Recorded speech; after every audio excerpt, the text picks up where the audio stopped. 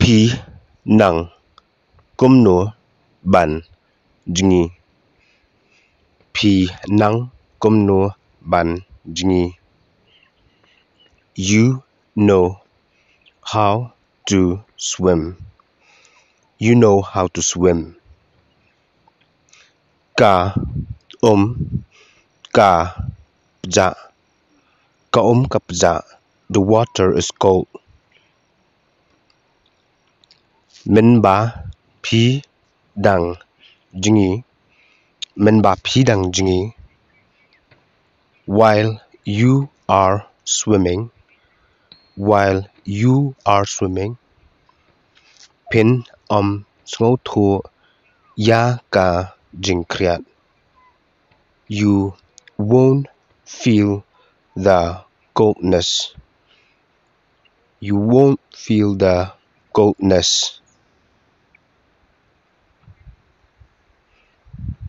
You won't feel the coldness.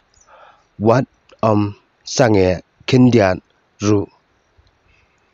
Don't stop even for a while. Don't stop even for a while. Ben sha kman. Bet chakman. Look forward. Look forward. Ben jai ya la dear. Ben jai ya la dear. Calm yourself down. Calm yourself down.